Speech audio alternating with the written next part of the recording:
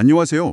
오늘은 기술의 최전선, 그중에서도 아주 흥미로운 변화가 일어나고 있는 양자 컴퓨팅 분야 얘기를 좀 해볼까 합니다.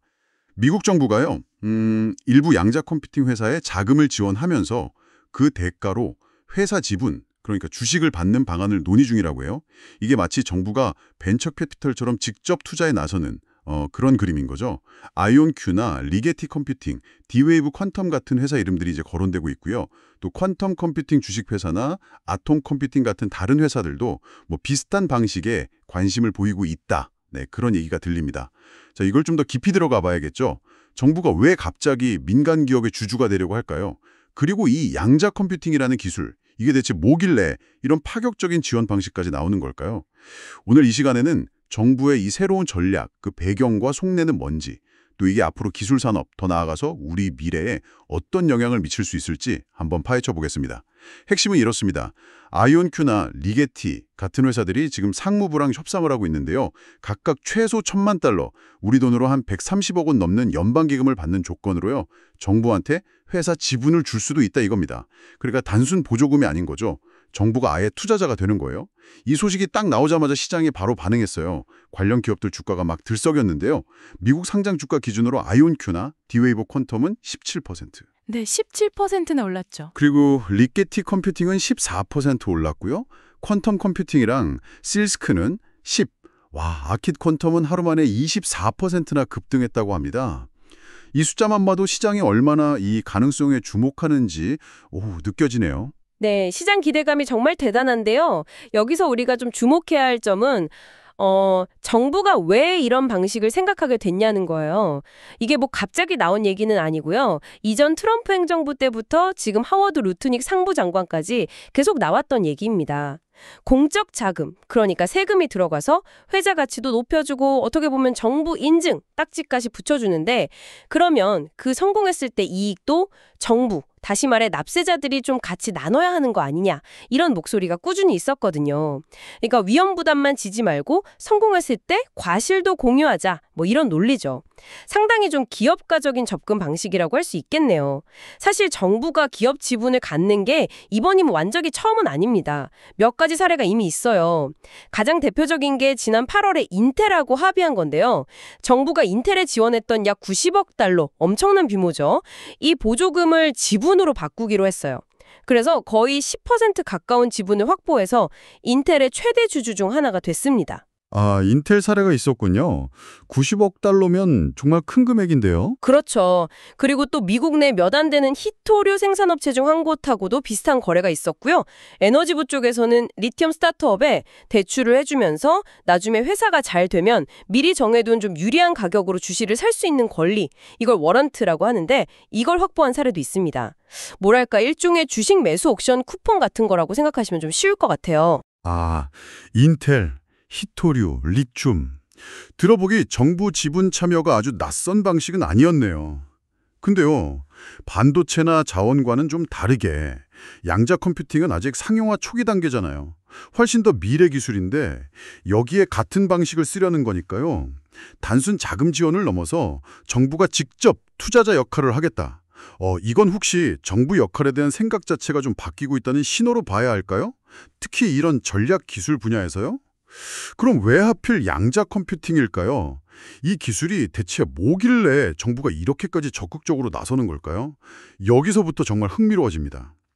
흔히들 양자 컴퓨터는요, 지금 현존하는 제일 빠른 슈퍼컴퓨터로도 수십억 년, 어쩌면 영원히 못 풀 수도 있는 그런 복잡한 문제를 단 몇 분, 몇 초 만에 해결할 잠재력을 가졌다고들 말하죠. 정말 상상하기 어려운 속도예요. 물론 아직 양자 컴퓨터는 개발 초기 단계에 머물러 있는 건 맞습니다. 양자 형상을 이용해서 정보를 처리하는 큐빗이라는 기본 단위가 있는데 이걸 외부 간섭 없이 안정적으로 유지하고 또 계산 과정에서 생기는 오류를 효과적으로 제어하는 게 엄청난 기술적 과제거든요. 그래서 극저온 환경이라든지 아주 정밀한 제어 시스템이 필요해서 개발하고 운영하는 데 돈이랑 시간이 어마어마하게 들어갑니다. 바로 이런 점 때문에 정부가 단순 보조금을 넘어서 지분 투자까지 고려하면서 더 깊숙이 개입하려는 그런 이유 중 하나일 겁니다. 만약에요, 이런 기술적 어려움을 넘어서 양자 컴퓨팅이 본격적으로 쓰이게 된다면 신약 개발 과정이 획기적으로 짧아질 수도 있고요. 지금껏 없던 새로운 소재를 설계하거나 복잡한 금융 모델링, 물류 최적화, 정말 산업 전반에 걸쳐서 혁신적인 변화를 가져올 수 있습니다. 최근에 구글이 자기들 양자 컴퓨터 시커머가 특정 문제에서 기존 최강 슈퍼컴퓨터보다 무려 43,000배나 빨랐다고 발표하면서 이게 신약이나 재료과학 발전에 기여할 수 있다, 이렇게 시사하기도 했죠.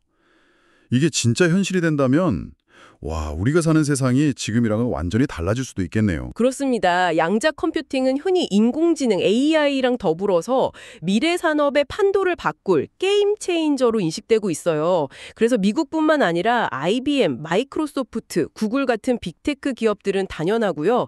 특히 중국 정부도 정말 천문학적인 돈을 쏟아부으면서 기술 대갈 경쟁에 뛰어들고 있죠. 이건 단순히 경제 문제를 넘어서 미래 기술 패권 그리고 국가 안보까지 걸린 전력적 경쟁의 핵심 영역이라는 뜻입니다.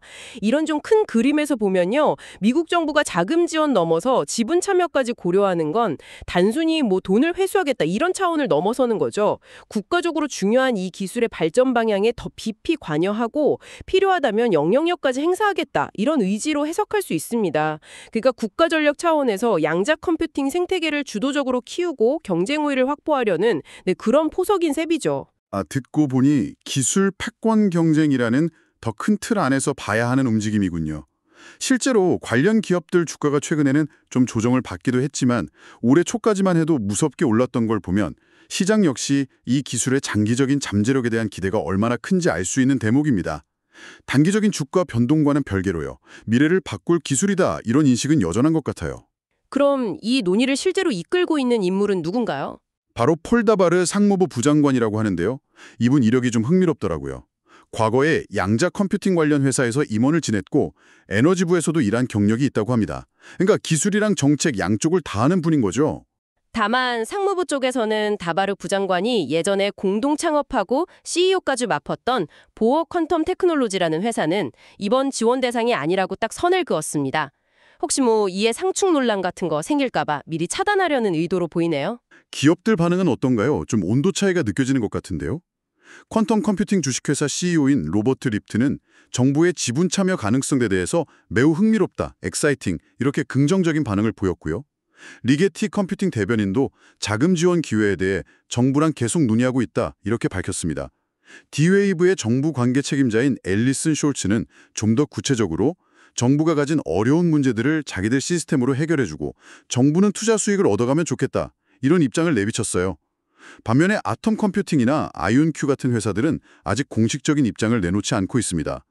내부적으로 신중하게 검토 중이거나 아니면 협상 전략상 말을 아끼는 걸 수도 있겠죠. 아무래도 각 기업의 기술 성숙도나 재정 상황, 또 경영 전략에 따라서 입장이 조금씩 다를 수밖에 없을 것 같습니다. 여기서 또 하나 좀 주목할 만한 연결고리가 있어요. 이 자금이 도대체 어디서 나오냐는 건데요. 바로 칩스 연구개발사무소, 여기서 이 재원이 마련된다는 사실입니다.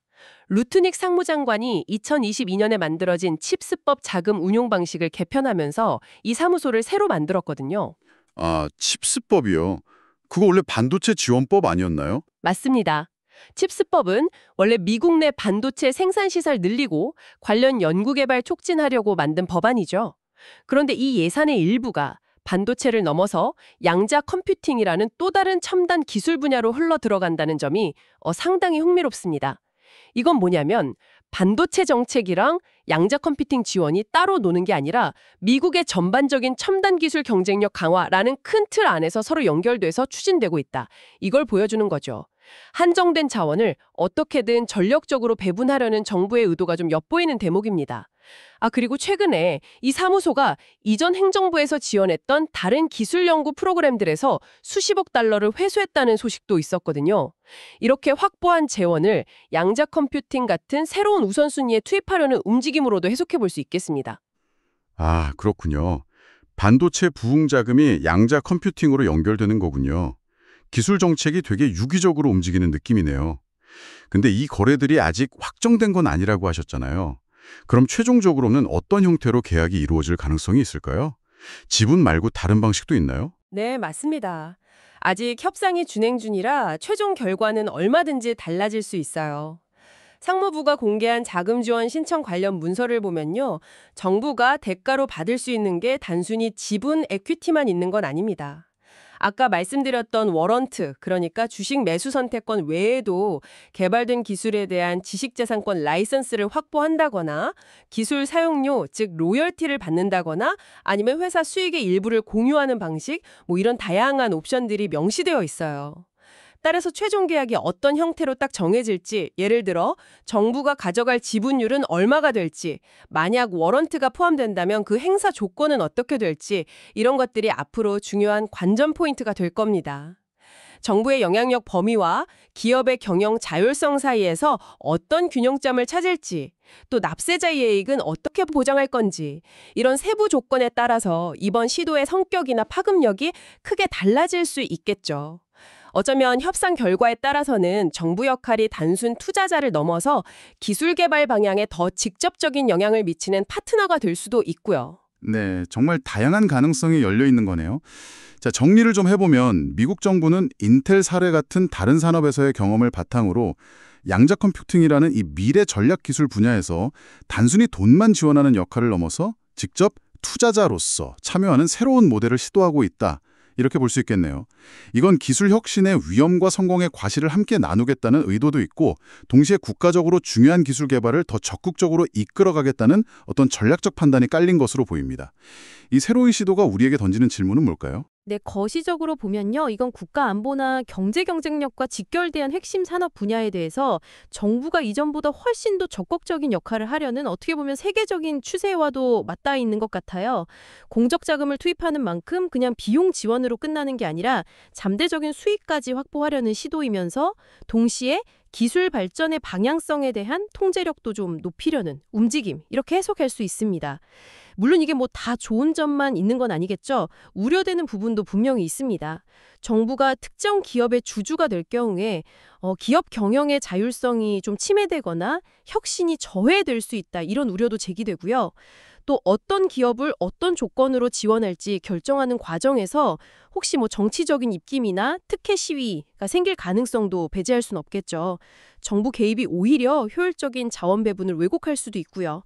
따라서 이런 정부 주도형 기술 투자가 장기적으로 혁신을 더 빠르게 할지 아니면 예상치 못한 부작용을 낳을지는 앞으로 좀 면밀히 지켜봐야 할 과제입니다. 네, 기대와 우려가 정말 공존하는 상황이군요. 오늘 저희가 살펴본 내용들을 바탕으로 마지막으로 한번 곱씹어 보시면 좋을 질문을 던져보고 싶습니다. 만약 정부가 양자 컴퓨팅 회사의 주요 주주가 된다면 앞으로 어떤 양자 컴퓨팅 응용 분야가 우선적으로 개발되고 지원받게 될까요? 예를 들어 국가안보나 국방기술, 아니면 공공보건을 위한 신약 개발, 또는 금융시장 안정을 위한 모델링 같은 분야들 말이죠. 이런 분야들이 연구개발 우선순위에서 더 높은 자리를 차지하게 될까요? 그리고 그 과정에서 공공의 이익, 즉 우리 납세자들의 이익과 기업 본연의 상업적 목표 사이의 균형은 어떻게 맞춰나갈 수 있을까요? 이 질문에 대한 답을 찾아가는 여정이 어쩌면 양자 컴퓨팅이라는 이 강력한 미래 기술이 우리 사회에 어떤 모습으로 자리 잡게 될지를 결정하는 중요한 과정이 될지도 모르겠습니다. 한 번쯤 깊이 생각해 보시는 것도 흥미로운 탐구가 될 것 같습니다.